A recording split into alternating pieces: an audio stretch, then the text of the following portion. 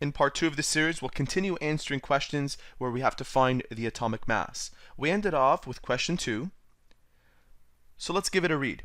Magnesium has 3 naturally occurring isotopes with masses of 23.99 AMU, 24.99, and 25.98, and the natural abundances are shown below, respectively. Calculate the atomic mass of magnesium.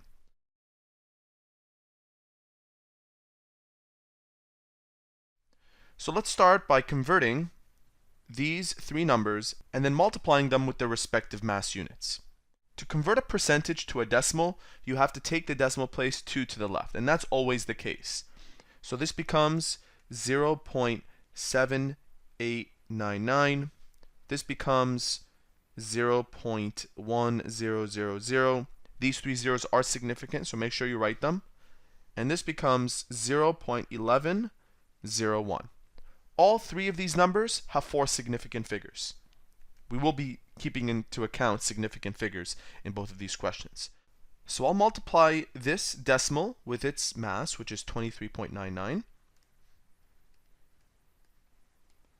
And I will multiply this number with its mass, which is 24.99.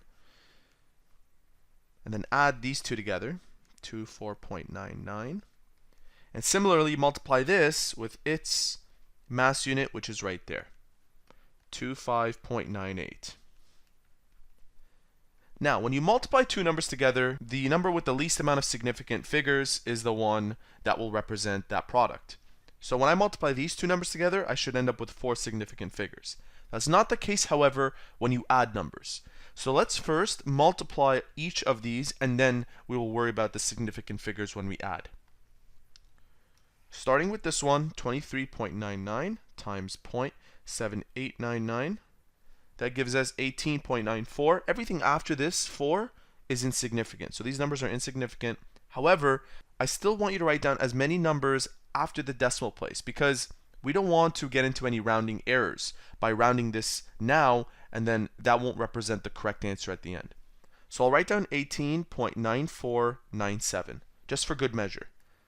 18.9497, and I'll put a little dot underneath the last significant figure, which is this. I'll do the same thing here. 24.99 times 0.1000. This gives me 2.499. We won't run into any problems here. We have 4 significant figures. 2.499. This is the last important figure, plus these 2. 0.1101 times 25.98. That gives us the following. Everything after this 0 is insignificant, but I'll still write down 39. Okay, now I have to add these 3 numbers, and my final answer should have a number with 2 decimal places. So 2 significant figures after the decimal point. Why? Because when you add numbers, you have to take into account the number with the least number of significant figures after the decimal. This is the number with the least number of significant figures after the decimal. This has 3, this has 3, this one has 2. Let's go ahead and add these up. 18.9497 plus 2.499 plus 2.86039. My final answer will include all the numbers before this 9. However, since this 9 is greater than 5, this number will be rounded upwards, so my final answer is 24.31.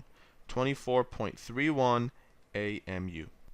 Now that we're done question 2, if you want to see the answer to question 3, make sure to watch part 3 of this series. We'll see you soon.